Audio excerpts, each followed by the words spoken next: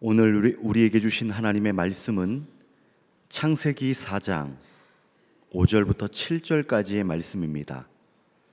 창세기 4장 5절에서 7절까지의 말씀입니다. 구약성경 5쪽입니다. 하나님의 말씀을 읽겠습니다. 가인과 그의 제물은 받지 아니하신지라. 가인이 몹시 분하여 안색이 변하니 여호와께서 가인에게 이르시되 내가 분하여 함은 어찌 됨이며 안식이 변함은 어찌 됨이냐. 내가 선을 행하면 어찌 낯을 들지 못하겠느냐. 선을 행하지 아니하면 죄가 문에 엎드려 있느니라. 죄가 너를 원하나 너는 죄를 다스릴지니라.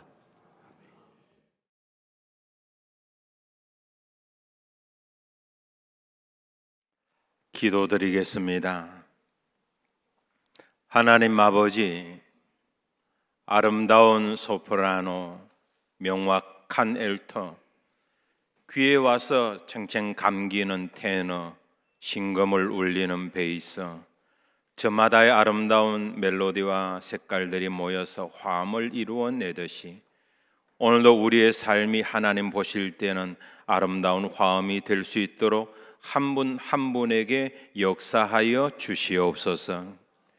우리가 살아가는 이야기는 저마다 색깔이 다르지만 하나님은 그 모든 이야기들을 모아서 아름다운 입체화되어진 그림을 그려내시는 줄로 믿습니다. 오늘도 우리 마음속에 저마다의 눈물이 있고 저마다의 아픔이 있지만은 말씀을 통하여 위로하시고 마지막 결론은 항상 하나님의 영광이 되게 하옵소서. 아름다운 찬양처럼 우리의 마음도 아름다움을 주님 앞에 올려드리기를 원합니다.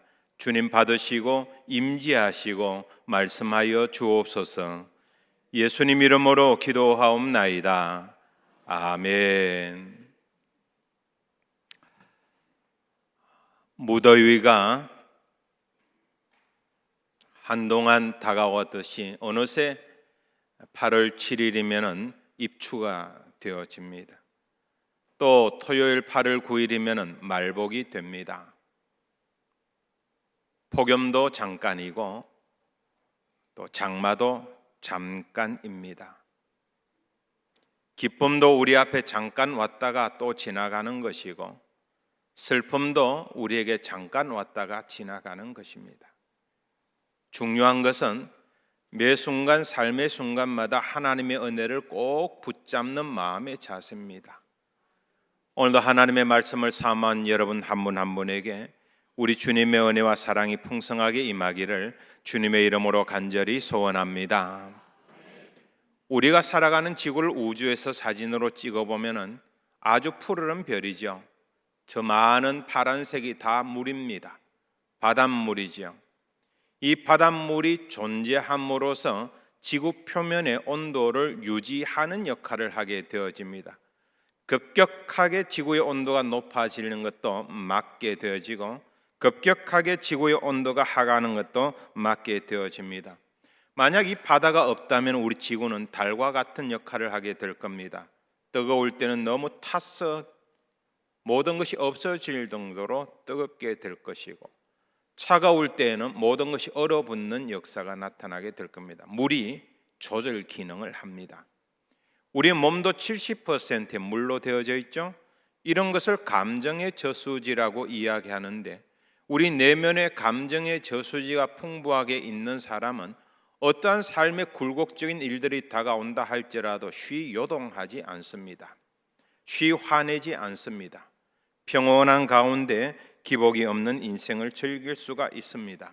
하지만 분노라고 하는 것은 감정이 극단적으로 치솟아 오르는 분노는 우리 마음에 있는 감정의 저수지를 메마르게 합니다. 분노하면 분노할수록 화를 내면 화를 낼수록 감정의 저수지는 점점 말라갑니다. 한 몇 달 전이죠. 요 근처에 있는 수원에서 어떤 분이 지나가는 고양이가 쳐다보는데 기분 나쁘다고 아파트에 불을 질러버렸어요. 이게 사람입니다. 감정의 저수지가 메마르면 우리가 이해할 수 없는 일을 간혹 하게 되어집니다. 처음에는 화를 낼 만한 일에 화를 냅니다. 하지만 시간이 지나보면 사소한 일, 별것 아닌 일에도 쉬 화를 냅니다. 우리가 화낼 수 있는 그 모든 것들을 의지로 통제하기에는 역부족인 경우가 많이 다가오기 때문에 그렇습니다. 2023년에 넷플릭스에서 TV 드라마 가운데 한국인 감독이 감독을 하고 한국인 주연 배우가 주연을 한 비프라고 하는 TV 드라마 시리즈가 있습니다. 한국말로는 성난 사람들입니다. 비프 스테이크라고 하면은 소고기로 스테이크를 먹는 걸 이야기하는데, 이 비프라고 하는 건 소고기죠. 하지만 속으로 따지면은 불평, 싸움, 분노, 성내다라고 하는 의미를 그 속에 갖고 있습니다. 그럼 비프라고 하는 것은 분노하는 사람들, 성내는 사람들, 어떤 마트에서 물건을 사갖고 나오는 사람과 물건을 사갖고 나오면서 차량을 운전하는데 두 명의 남자, 여자 주인공이 등장하게 되어집니다. 사람들이 벌써 화가 나 있습니다. 그런데 차량이 서로 소통하지 못하도록 얽혀버리니까 그 순간 경적을 울리게 되어져. 이 크랙션 때문에 보복 행동을 하게 되어지고, 이 보복 때문에 열받쳐가지고 지구 끝까지 쫓아가면서 또 보복을 하는, 끊임없이 보복하는 가운데 사람들이 한두 명씩 연계되어지기 시작하는데, 이 사람들도 비프, 성난 사람들이요, 화난 사람들이요. 그런데 이게 내용이 전개가 사람들에게 상당히 먹혀들었기 때문에 2024년 작년 1월 달에 에미상 수상할 때에 무려 8개의 상을 수상하는 대거 큰 일을 감당하게 됩니다. 분노, 항상 부정적인 것만은 아닙니다. 분노에 선한 영향력도 있습니다. 원래는 독일 출신이지만 프랑스로 귀화해가지고 프랑스 사회활동가가 되어졌던 스테판 에셀이라고 하는 분이 있습니다. 분노하라라고 하는 아주 짧은 책입니다. 이 책이 얼마나 많은 사람들에게 선한 영향력을 끼치는지 모릅니다. 분노할 때 분노할 줄 모르는 사람은 바보라는 거예요. 분노할 때 분노할 줄 알아야 자기의 존엄성이 지켜지고, 분노할 때 분노할 줄 알아야 가정의 행복도 지켜지고, 분노할 때 분노할 줄 알아야 사회가 제대로 굴러간다 이 말입니다. 제대로 되어진 분노라고 하는 것은 사회를 바로잡는 시작점입니다. 마르틴 루터의 분노는 종교개혁을 일으키게 되어졌고, 예수님의 분노는 교회가 성전이 어떻게 거주하고 존재해야 되는지 우리에게 경각심을 알려주는 이야기가 되었습니다. 건전한 분노, 사회를 바로잡는 시작이지만은 여기 이 분노에 우리의 감정이 스며들기 시작하고 감정이 지배권을 행사하기 시작하는 그 순간 이 분노는 미움의 감정, 극대화되어져 있는 증오심을 유발하게 되어지고, 이 분노는 증오와 미움이 되어서 사람들의 사회를 파멸로 이끄는 요인이 되기도 합니다. 그래서 우리와 그들을 나누고 나와 타인을 나누게 되는 평가르기 작업이 이 분노 때문에 일어나는 셈이죠. 분노에는 이렇듯 부정적인 면도 있고 긍정적인 면도 있습니다. 이걸 고려대의 철학과 교수인 손병석 교수는 고대 히랍과 로마의 분노들을 모아가지고 분노론이라고 하는 책을 적게 되는데, 이 분노론에서 이 야누스적인 이중적인 분노의 측면에 대해 가지고 설명을 하는데 이렇게 설명합니다. 분노는 인간의 생존을 위한 자연적인 감정이면서도 문명 파괴 폭력적인 감정이라는 야누스적인 얼굴을 하고 있다고 말할 수 있다. 부정할 수 없는 것은 우리의 삶의 조건이 우리를 더욱 분노하기 쉬운 호모 이라콘두스, 즉 분노하는 인간으로 몰아가고 있다는 것이다. 정말 그렇습니다. 이 사회는 돌아보면은 점점 더 호모 이라콘두스, 분노하는 인간으로 만들어 나가는 것 같아요. 정치에 대해서 혐오감을 느끼는 사람, 말만 열었다면 정치에 대해서 비평하고 비난하는 사람들, 하루 내내 행동을 한번 추적해 보니까 하루 내내 유튜브에서 정치만 보더랍니다. 그렇게 미워하면서도 그걸 바라보더라는 거예요. 이게 딜레마가 아니고 아이러니가 아닐 수가 없습니다. 오늘 성경에 나타나는 한 인간, 한 사람, 가인이라고 하는 사람도 호모 이라콘두스, 분노하는 인간의 원조격입니다. 분노하는 가인이 어떠한 결과를 가져왔는지, 분노하는 가인을 통해서 왜 가인은 그렇게 분노했을까? 가인은 분노하는 그 순간 하나님께 예배했지만은 하나님으로부터 예배를 받지 못하는 그 순간 마음에 심한 상처를 입게 되어지고, 이 마음은 분노의 감정이 되어가지고 인류 역사상 최초로 동생을 살해하는 끔찍한 비극의 주인공이 되어버리고 맙니다. 통제되어지지 않는 분노가 가져오는 비극의 역사가 오늘 본문의 이야기라고 할 수 있습니다. 가인은 왜 분노했을까요? 아니, 사람은 언제 분노하는 걸까요? 첫 번째, 사람은 공평하지 못한다고 느낄 때 분노합니다. 동생도 예배하고 형도 예배하는데 하나님이 동생의 예배는 받으시는데 형의 예배는 받지 않았다, 공평하지 못하다, 표면적으로만 봤을 때는 하나님이 편파적이라는 생각이 들 수가 있습니다. 그럴 때 사람은 쉬이 분노하게 되어져 있다는 거예요. 내가 공평하지 못하다라고 생각되어질 때는 억울한 생각이 들고, 억울한 생각이 들 때는 내 자존심이 짓밟히는 생각이 들고, 내 자존심이 짓밟히게 되면 내가 모독을 당했다고 느끼게 되어지고, 내가 모독당했다고 느끼면 누가 나를 무시한다라고 생각합니다. 여기에서 일어나는 정서적인 반응이 분노라고 하는 개념입니다. 오늘 본문을 한번 보실까요? 호모 이라콘두스, 분노하는 가인의 모습이 여기 나타납니다. 5절 한번 봅니다. 다 같이 한번 읽어보겠습니다. 가인과 그의 재물은 받지 아니하신지라. 가인이 몹시 분하여 안색이 변하니. 아멘. 사람이 화가 나면 제일 먼저 안색이 변합니다. 불거락 푸르락하게 되어지죠. 그러면 가인은 왜 이렇게 화가 나는 것일까요? 아니, 하나님은 왜 가인의 예배는 받지 않으신 것일까요? 보통 모든 제사는 번제가 그렇습니다. 화목제가 그런 속죄제가, 속건제가 짐승을 잡아서 피를 흘립니다. 그런데 이 가인의 제사에는 피가 없어요. 피가 없기 때문에 하나님이 받지 않으셨다라고 접근하게 되어지는데, 이건 우리를 설득하기 좀 힘들죠. 왜 그러냐 하면은, 태초에 하나님께서 사람을 만드시고 났는데 인간들에게 땅을 경작하라고 해요. 경작이 뭡니까? 농사 지으라는 말이에요. 농사가 우선입니다. 그렇기 때문에 꼭 피를 흘릴 필요는 없습니다.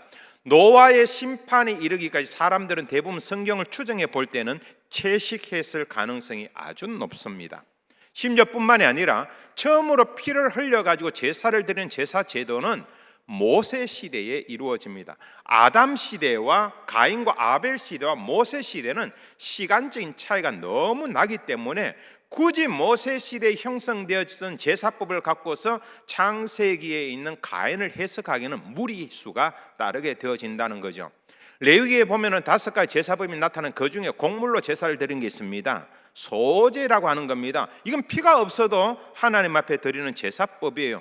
그러니까 이런 예들을 바라볼 때 피가 없어가지고 가인의 예배를 하나님이 받지 않으셨다라고 하는 접근은 조금 무리한 접근이다. 그러면은 왜 하나님은 가인의 예배를 받지 않았을까? 우리는 성경을 통해서 해석할 수밖에 없습니다. 오늘 본문 5절에 약간의 실마리가 나타나죠. 5절 다시 한번 봅니다. 여러분이 한번 읽어봅니다. 시작. 가인과 그의 재물은 받지 아니하신지라. 아멘. 여기를 한번 보세요. 가인과 그의 재물은 받지 않으신지라. 우리 개역 개정판에는 중점이 재물에 있습니다.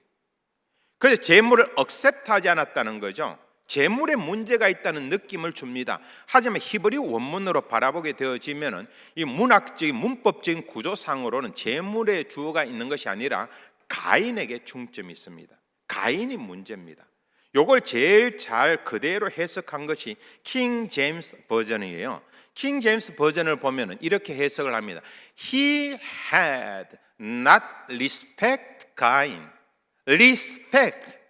하나님은 가인을 존중하지 않았다라고 번역을 했습니다. 무슨 소리입니까? 재물이 문제가 아니라는 거예요. 하나님이 보실 때에는 요 가인이라는 놈이 인간 자체가 문제라는 겁니다. 그럼 가인이 어떤 문제가 있을까요? 하나님이 제사를 받지 않았습니다. 예배를 받지 않았습니다. 그런데 가인의 반응을 보면은 그의 일반 삶에서의 성격을 알 수가 있겠죠. 예를 들어서 우리 같으면 어떻습니까? 하나님이 내 예배를 안 받았어? 아이고 하나님, 제가 뭐 잘못했습니까? 제가 죄를 질렀습니까? 하나님 깨닫게 해주십시오. 이렇게 나올 겁니다. 그런데 가인은 어떻게 행동하나요? 하나님이 예배 안 받는 그 순간 울거락 오락불거락하면서 하나님에게 삿대질하고 되어드는 모습이 여기에 내시되어져 있고 포함되어져 있죠. 우리 6절을 한번 봅니다. 평소 그의 됨됨이가 여기에 나타나 있습니다. 다 같이 한번 읽어봅니다. 여호와께서 가인에게 이르시되 내가 분하여 함은 어찌 됨이며 안색이 변함은 어찌 됨이냐. 아멘. 가인은 하나님에게 분을 터뜨리고 있는 거예요. 아벨에게 터뜨리는 게 아니에요. 하나님에게 분통을 터뜨리고 있는 거예요. 얼굴 안색이 변하는 거예요. 근데 하나님께서는 속이 그냥 화가 나지만은 그래도 자비롭고 긍휼이 많으신 분이기 때문에 자세하게 설명하십니다. 그 설명이 7절에 있어요. 7절 한번 보시면 7절 다 같이 읽겠습니다. 내가 선을 행하면 어찌 낯을 들지 못하겠느냐. 아멘. 무슨 말이에요? 너가 선을 행하지 아니하고 착한 일을 행하지 아니하고 하나님 말씀 순종하지 아니하고 악한 일을 행하고 죄를 저지르고 그리고 하나님 앞에 나와가지고 옆에 있는 아무 농산물이나 들고 와가지고는 이거 예배 산물이라고 하고는 하나님 앞에 뚝 던지면 하나님이 예배를 받으시겠느냐는 거예요. 다른 말로 하면은 너가 만약에 선을 행하고 착하게 살고 내 말에 순종했다면 내가 왜 너 예배 안 받겠니? 아직도 모르겠니? 재물이 중요한 게 아니야. 너 평상시 삶이 내가 볼 때는 예배 드릴 자세가 안 되어 있어. 예배 드리려고 한다면은 악한 행동에 대해서 회개하고 정리할 것 정리하고 하나님 앞에 나와서 형식적으로 그냥 맛보기식으로 우리 몸에 익숙한 대로 예배 드리는 것이 아니라 하나님 용서해 주십시오. 깨끗하게 해 주십시오. 제가 잘못했습니다. 순종하지 못했습니다. 이 모든 것을 정리하고 청산하고 회개하고 하나님 앞에 예배해야 되는데 너 그러지 않았잖아. 너가 문제야. 그래서 내가 너 예배를 안 받은 거야 라고 이야기하는 것입니다. 우리는 화가 나면 항상 책임을 전가하는 기본적인 자세가 되어 있습니다. 가인도 마찬가지죠. 분노하니까 이 분노의 원인을 외부에서 찾게 되어지면 만약에 내면에서 찾게 되어졌다면 하나님 죄송합니다. 제가 예배를 잘못 드렸네요. 제 동생을 보니까 정성을 다해가 첫 번째 새끼를 하나님 앞에 제일 좋은 것을 정성을 다해서 드렸는데 저는 하나님 말씀 생각도 안 하고 있다가 악한 행동 그대로 하고 있다가 그냥 손에 잡히는 대로 아무렇게나 드렸는데 정말 죄송합니다. 이제 제가 앞으로는 그렇지 않겠습니다. 제가 농산물 가운데 가장 좋은 것을 골라가지고 깨끗한 마음으로 청산하고 회개하고 하나님 앞에 이제부터 예배하겠습니다 라고 말했다면 분노의 원인이 아니라 개인적으로 더 성숙하고 더 성장할 수 있는 계기가 되었을 겁니다. 우리가 공평하지 못하다라고 하는 느낌을 갖게 되어질 때 사람을 욕하고 체제를 욕하고 환경을 욕하고 분노하고 어쩔 줄은 몰라 합니다. 결국은 파괴적인 행동을 일으키게 됩니다.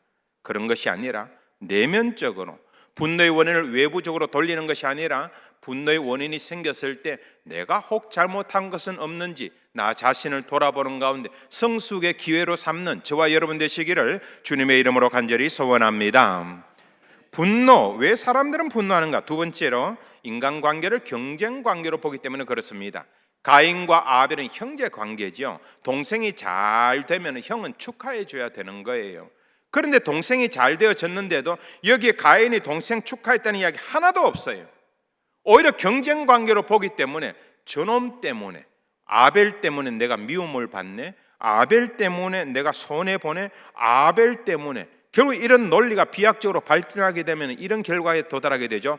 저놈의 아벨만 없으면 내가 손해 안 볼 건데, 저놈의 아벨만 없으면 내가 폄하받지 않을 건데, 그래서 결국은 동생을 죽이게 되어지는 끔찍하고 비극적인 일들이 일어나게 되는 것입니다. 경쟁의식이죠. 경쟁의식이 주는 스트레스가 있습니다. 원래 이 대한민국 사람들 고전을 바라보는 역사적인 자료를 바라보면은 우리나라 사람들이 이 웃는 얼굴이었다라고 이야기합니다. 그래서 하회탈이 우리나라의 상징적인 모습이었어요. 하회탈처럼 웃는 얼굴이었습니다. 그런데 이규태 씨 한국인 의식 구조라고 하는 책에 바라보면은 언제부터 이게 바뀌어졌는가? 인상 쓰는 얼굴로, 화내는 얼굴로. 저도 설교 준비하다가 우연히 옆에 거울을 보니 깜짝 놀랐어요. 제가 화를 내고 있더라고요.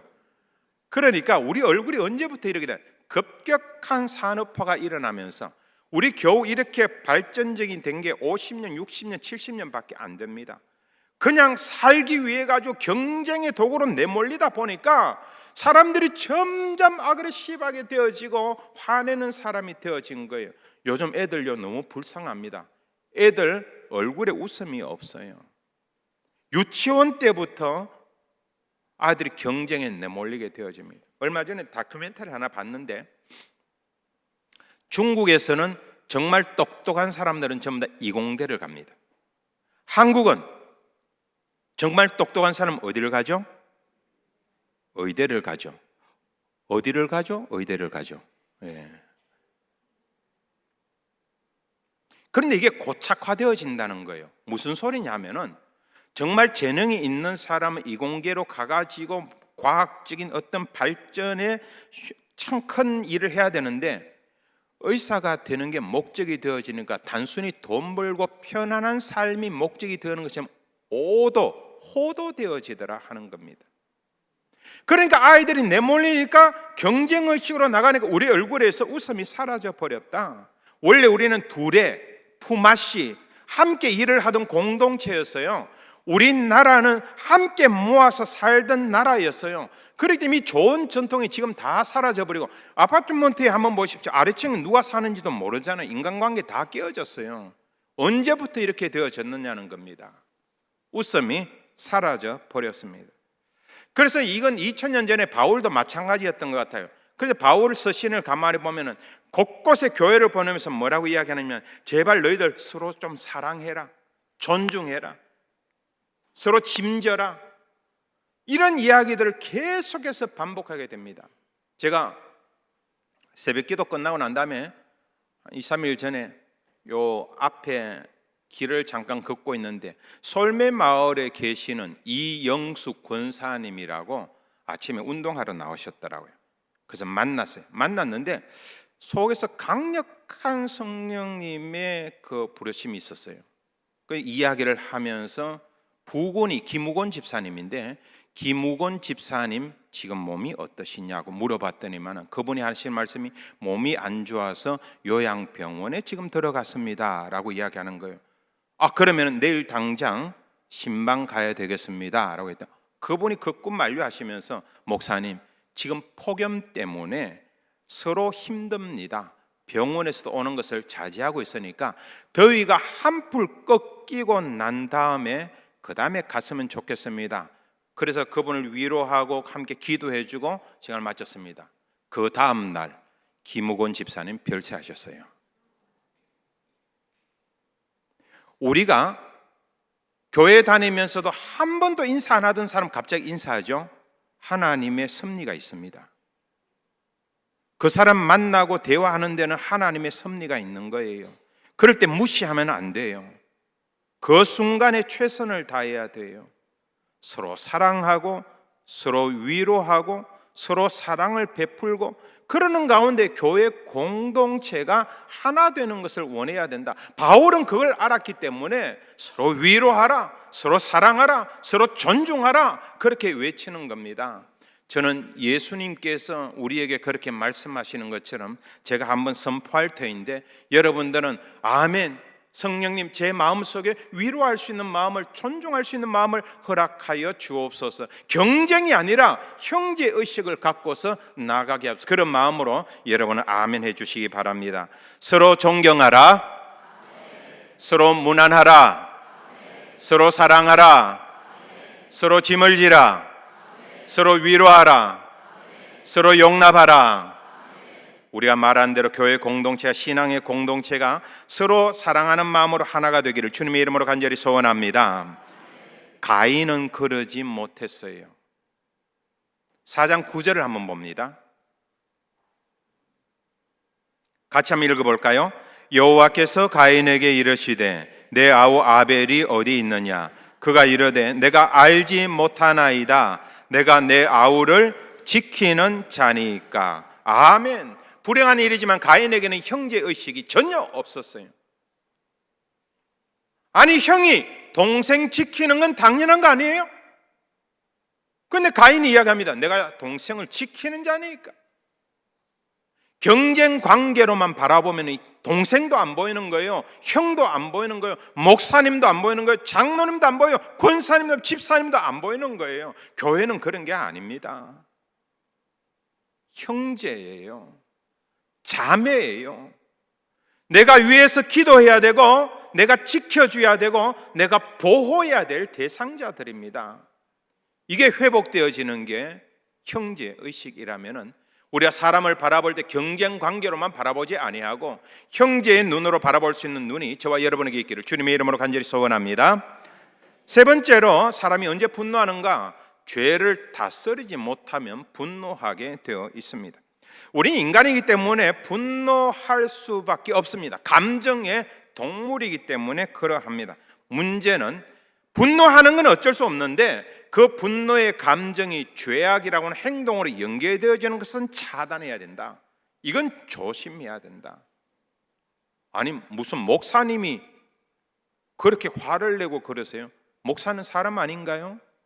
하지만 분노와 죄는 다릅니다. 분노는 할 수 있되 죄를 저지르려면 안 된다, 그 말이에요. 이걸 바울이 가장 확실하게 이야기합니다.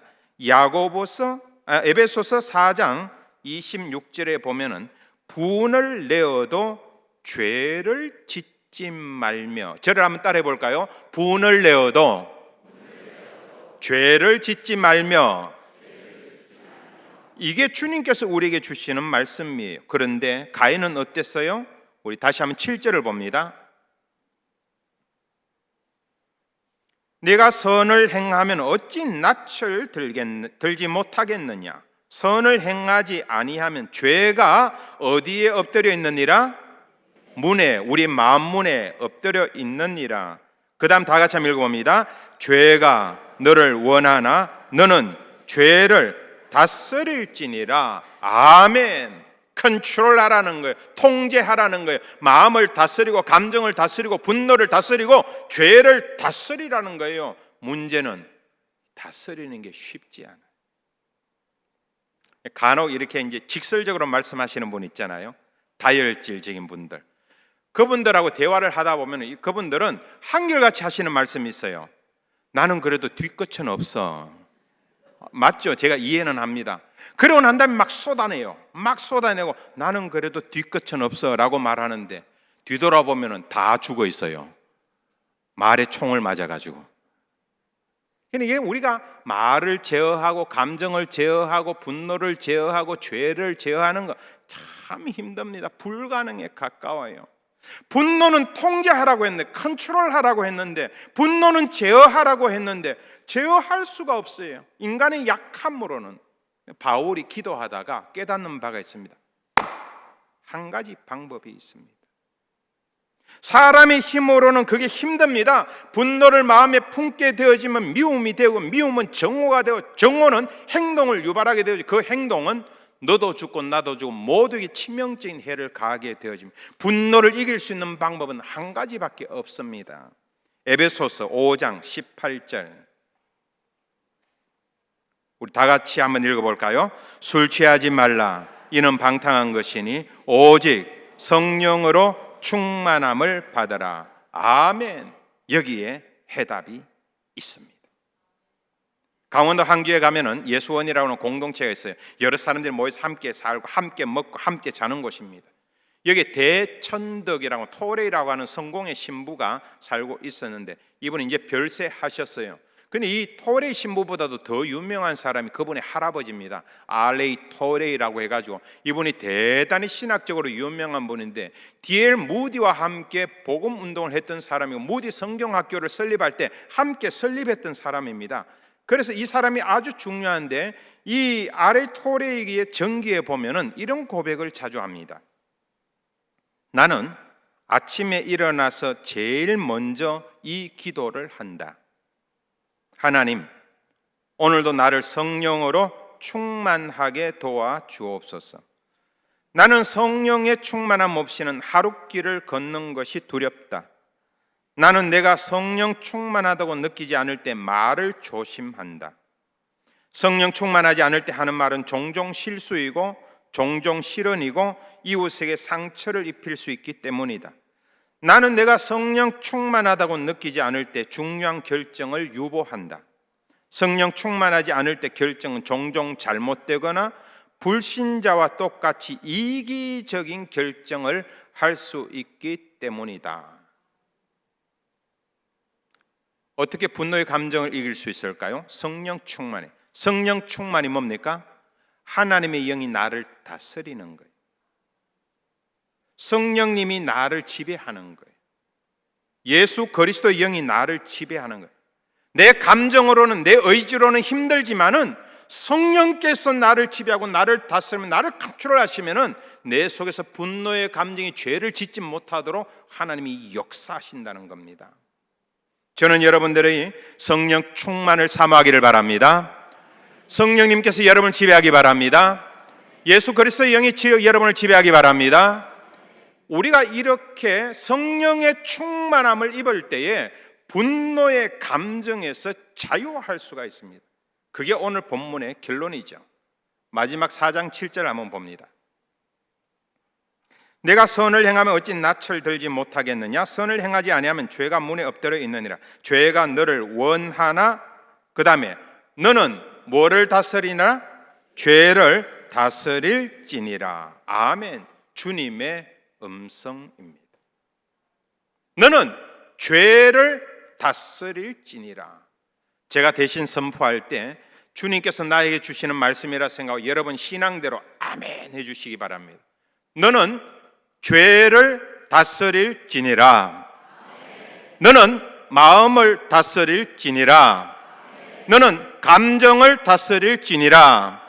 너는 분노를 다스릴지니라. 너는 행동을 다스릴지니라. 너는 죄를 다스릴지니라. 여러분의 고백대로 이루어지기를. 성령 충만한 사람, 성령님의 지배하심 속에, 예수 그리스도의 영의 지배하심 속에서 분노의 감정을 이겨내는 하나님의 백성들 되시기를 주님의 이름으로 간절히 소원합니다. 기도드리겠습니다. 아버지 하나님, 우리는 분노할 수 있습니다. 하지만 이것이 죄를 범하는 것으로 연결되어지지 않게 하옵소서. 우리의 감정, 우리의 의지로 이겨내지 못할 때 성령 충만한 사람은 이겨낼 수 있다라고 말씀하셨사오니 죄를 다스리는 역사가, 분노를 다스리는 역사가, 감정을 다스리는 역사가 오직 성령님에게 있는 줄로 믿습니다. 예수 그리스도에게 있는 줄로 믿습니다. 성령 충만한 주의 백성들 되게 하옵소서. 예수님 이름으로 기도하옵나이다. 아멘.